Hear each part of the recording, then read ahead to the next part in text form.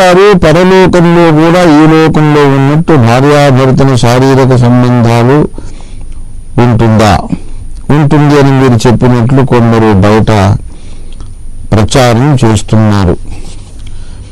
ఇది ఎవరో డెస్క్ మీదకి ఒక వ్యక్తి ప్రశ్న రాసి పంపించారు. ఈ ప్రశ్నకు నేను సమాధానం చెప్పగలను. కానీ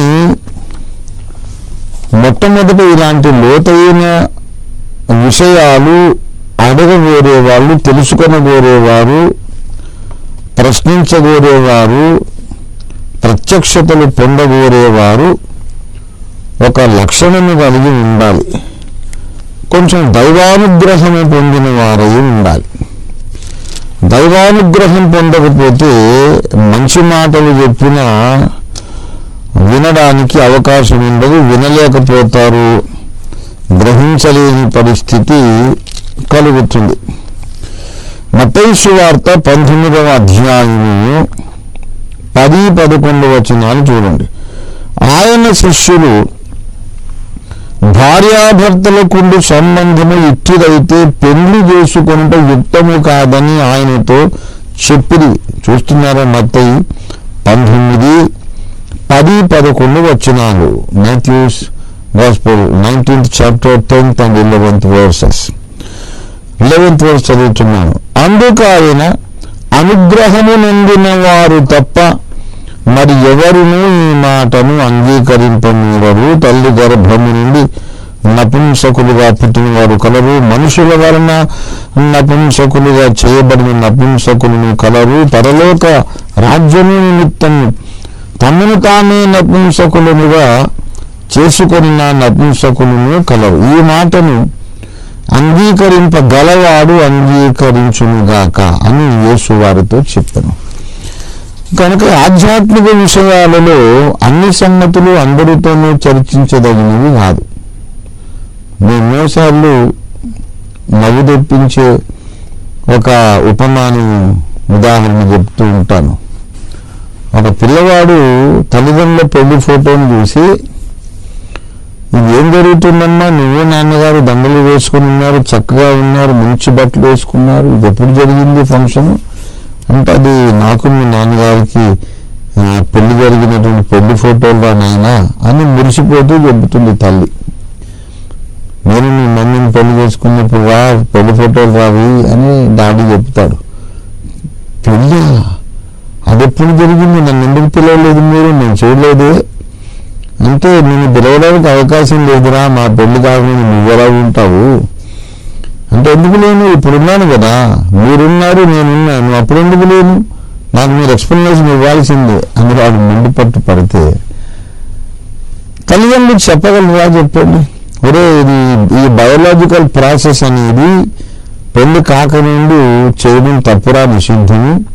ఫలానా బయోలాజికల్ ప్రాసెస్ జరిగితేనే నువ్వు మీ అమ్మ కడుపున పడ్డావు, 9 నెలలు అయ్యాక జన్మించావు, ఇన్ని 3-4 ఏళ్ళు అయ్యాక ఇప్పుడు నోరు వచ్చింది, నువ్వు మాట్లాడి మమ్మల్ని నిలదీసి అడిగేంత స్థాయి నీకు వచ్చింది. అసలు నీకు మాట రావాలంటే నువ్వంటూ ఉండాలంటే ఈ బయోలాజికల్ ప్రాసెస్ జరగాలి.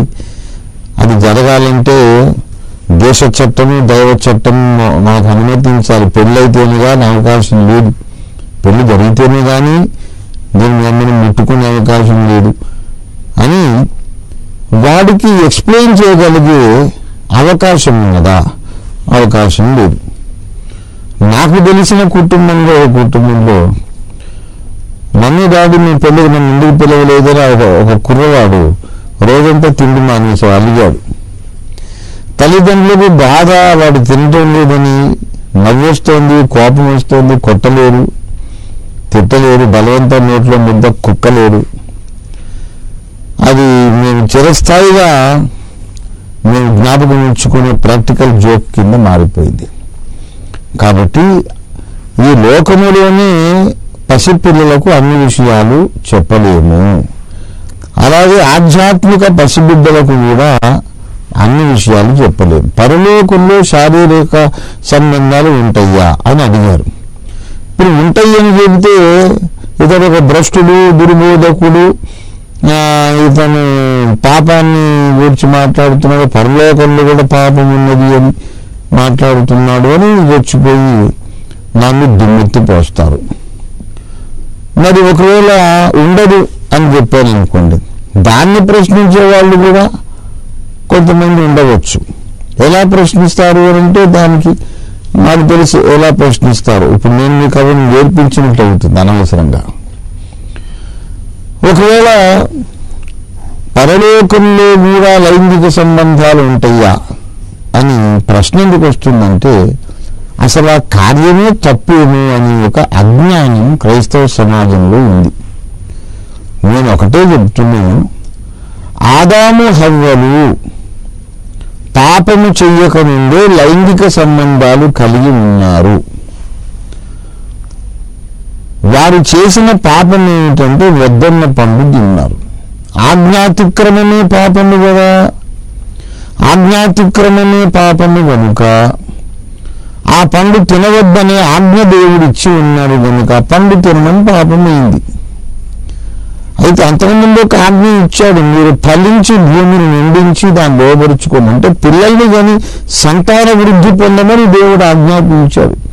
ఆజ్ఞాపించినప్పుడు వీళ్ళు పరిశుద్ధులైనప్పుడు, ఆజ్ఞకు విధేయులైనప్పుడు కనండి అని దేవుడు చెప్తే కనడానికి అవసరమైన కార్యం చేస్తారో చేయరా? మీరు ఫలించి పిల్లల్ని కానీ భూమిని నిండించండి అని దేవుడు చెప్పినప్పుడు ఆదాము హవ్వలు కనడానికి కనీసం ప్రయత్నమైనా చేయకపోతే వారి మొదటి అవిధేయత అదే అవుతుంది, పండు తినటం కాదు. నిషిద్ధమైన పండు తినడం రెండో పాపం అవుతుంది.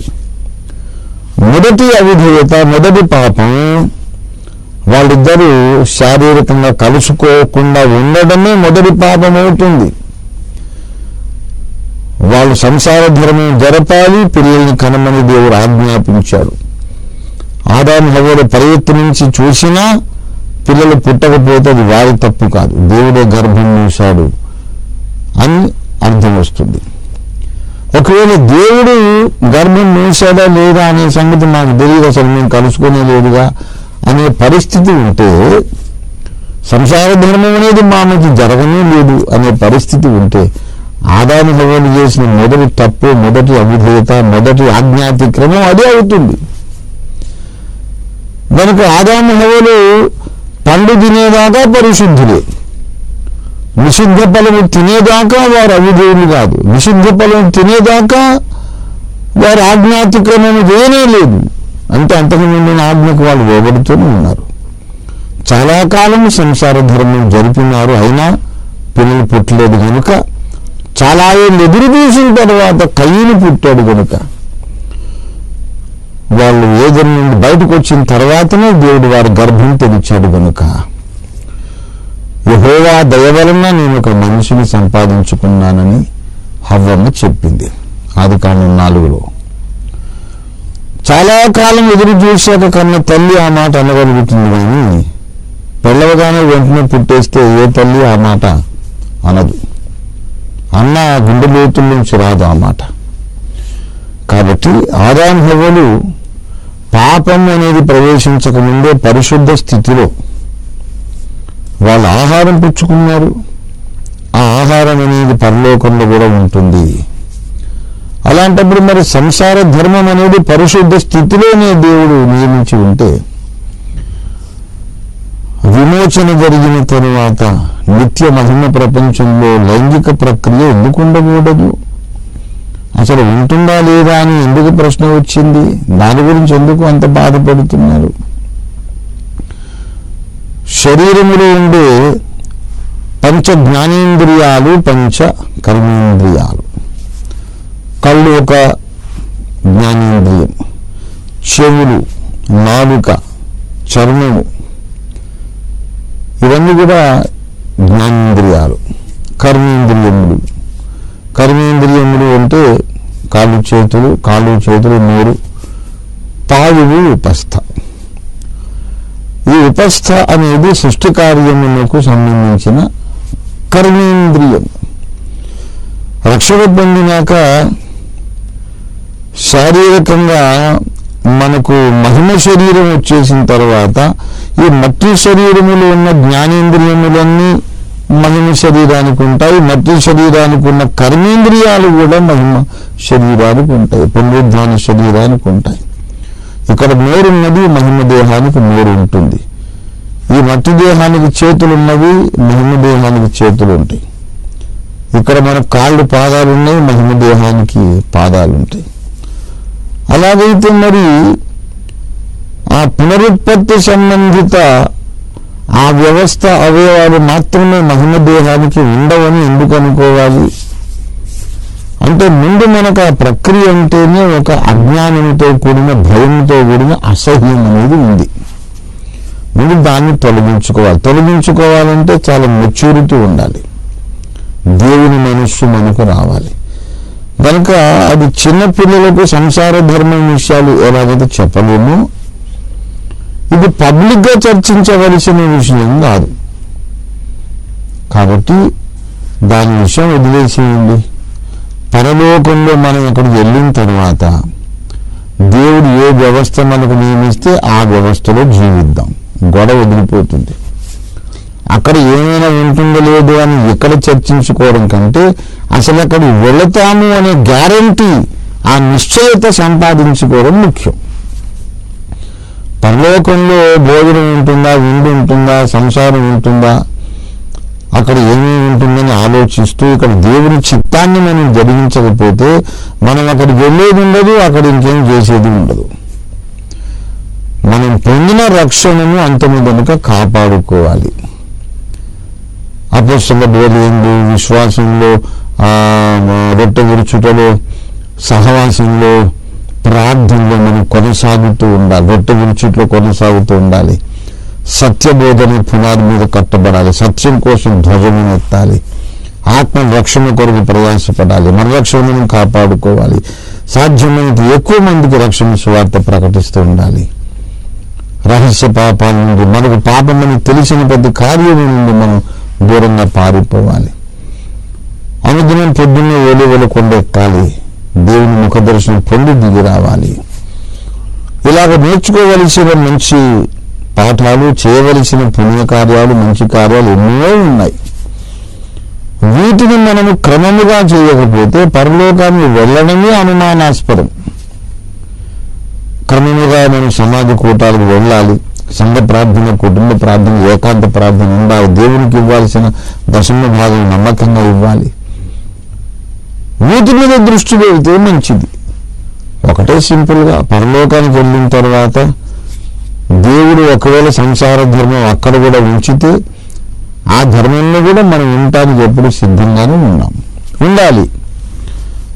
ఉంటారా? లేకపోతే అక్కడికి వెళ్ళిన తర్వాత దేవునితో దెబ్బలాడి ఈ లోకానికి వస్తే ఇక్కడ కూడా ఈ చండాలంతా పెట్టబోటయ్యా, అసలు పరలోకమే నాకు అక్కర్లేదు, నువ్వు దేవుడివే కాదు, ఈ రక్షణ మాకు వద్దని అక్కడి నుంచి అగ్నిగుండానికి వెళ్ళిపోతారా? అలా చేయరు కదా. కనుక ఈ భూమి మీద ఉన్నప్పుడు మన రక్షణ ఎలా కాపాడుకోవాలనే దాని మీద దృష్టి పెట్టండి. పరలోకంలో ఇంకా చాలా చాలా గొప్ప గొప్ప మహిమగల సంగతులు దేవుడు తనను ప్రేమించే వారికి ఏది సిద్ధపరిచినో అది కంటికి కనబడలేదు, చెవికి వినబడలేదు, మనిషి హృదయానికి గోచరం కాలేదు. అటువంటి మహిమ స్వాస్థ్యాలను, మహిమగల అనేకమైన ఈవులు, బహుమానాలు, పదవులు, హోదాలు, బాధ్యతలు, కార్యక్రమాలు దేవుడు మనకు నియమించాడు. అగోచరమైన ఆ మహిమ స్వాస్థ్యంలో మనం చేరాలంటే ఇప్పటికి అర్థమైనంత వరకైనా క్రమంగా నడుచుకోవాలి. ఇది నా విజ్ఞప్తి, ఇది మీకు నా ఉపదేశం.